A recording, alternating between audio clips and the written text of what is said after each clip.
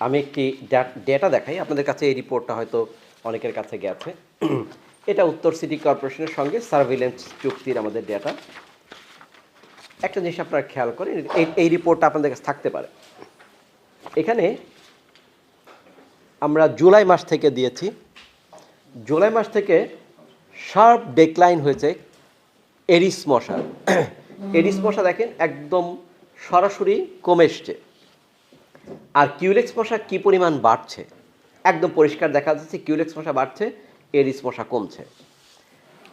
এখন এখানে আমি কিউলেক্স অবহেলিত কিন্তু ভয়ঙ্কর বাস্তবতা আমি একটা টাইটেল করেছি। আরেকটা হচ্ছে এডিস কমছে, এতে আত্মতুষ্টির সুযোগ নেই। এডিস এখন কমবে, এটাই স্বাভাবিক, কারণ আপনারা জানেন যে বৃষ্টিপাত নাই। আমাদের যে জায়গাতে পানি জমা হয়ে এডিস প্রজনন হওয়ার কথা ছিল সেটা কমে গেছে, এবং প্রচুর শীত থাকার কারণে এডিসের যে গ্রোথ অ্যান্ড ডেভেলপমেন্ট সেটাও স্লো হয়েছে।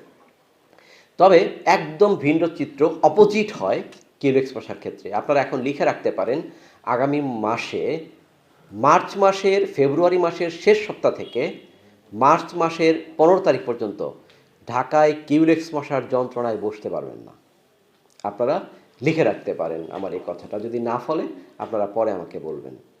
কারণ আমরা যে এখানে যে গ্রোথ কার্ভটা আমরা দেখাচ্ছি, দেখেন এখানে জানুয়ারি মাসের ডিসেম্বর লাস্ট উইক পর্যন্ত এটা যে অনেক উপরে উঠে যাবে আপনার ফেব্রুয়ারির এন্ড অফ দ্য ফেব্রুয়ারি এবং মিডল অফ দ্য মার্চ। এখনই যদি আমরা কিউলেক্স মশা নিয়ন্ত্রণে সিরিয়াস না হই, তাহলে কিউলেক্স মশার যন্ত্রণায় অতিষ্ঠ হবে নগরবাসী, এটি নিশ্চিত। এখন এডিস মশার অবস্থাটা কি? আমরা যদি এখানে ডেটাটা দেখি, আমরা তো সিটি কর্পোরেশনগুলো একটু আগে আপা বলে গেলেন যে তারা নিয়মিতই কাজ করছেন। আমার একটা প্রশ্ন সবসময় থাকে, আমরা তো সবসময় শুনি সিটি কর্পোরেশন নিয়মিত কাজ করছে, কিন্তু তাহলে কাজ হচ্ছে না কেন, রেজাল্ট কেন আমরা পাচ্ছি না? প্রশ্নটা তো সেখানে। রেজাল্ট পাওয়ার পেছনে অন্তরায় কোথায়? সেই অন্তরায় যদি আমরা ফাইন্ড আউট করতে পারি, তাহলে না আমরা সেটা ওভারকাম করতে পারবো, আদারওয়াইজ তো আমরা ওভারকাম করতে পারবো না। অন্তরায়টা যেখানে ডেটাতে আছে, কিন্তু আপনারা খেয়াল করেন, এখানে আমি ডেটাটা আপাকে দেখাচ্ছিলাম একটু আগে। এই ডেটাটা সিটি কর্পোরেশনের কাছে প্রতি সপ্তাহে যায়।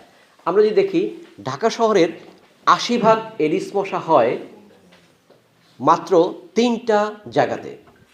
ঢাকা শহরের 80% মশা হয় 3টা জায়গাতে। শুধুমাত্র 3টা জায়গা যদি আমরা নিয়ন্ত্রণ করতে পারি, 80% এডিস মশাকে আমরা নিয়ন্ত্রণ করতে পারি। সেই 3টা জায়গা কোথায়? একটা হচ্ছে ফ্লাডেড ফ্লোর, যার মধ্যে 47.27% এডিস মশা হয় ফ্লাডেড ফ্লোরে।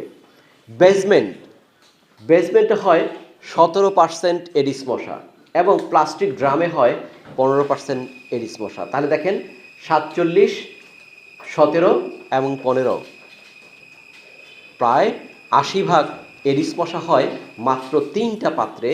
যেই 3টা পাত্রকে আমরা যদি নিয়ন্ত্রণ করতে পারি, ঢাকার 80% এডিস মশাকে আমরা নিয়ন্ত্রণ করতে পারি। সেজন্য আমি সবসময় বলি target specific mosquito control. Target specific.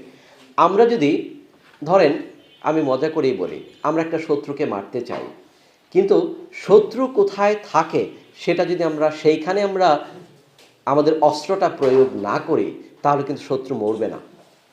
আমি যদি অনেক গুলি খরচ করলাম, কিন্তু আমার শত্রু লক্ষ্য করে আমি গুলিগুলো করিনি, তাহলে আমার গুলি খরচ হবে, কিন্তু শত্রু মরবে না। ঠিক এডিস মশার ক্ষেত্রে ঘটনাটা ঘটছে তাই, যে আমার target specific Aedes control, target specific Culex control. আরেকটা বিষয় আমাদের ভুল হয়, আমরা যখন মশা নিয়ন্ত্রণকে একসাথে করে ফেলি। মশা নিয়ন্ত্রণ কিন্তু একসাথে করা যাবে না।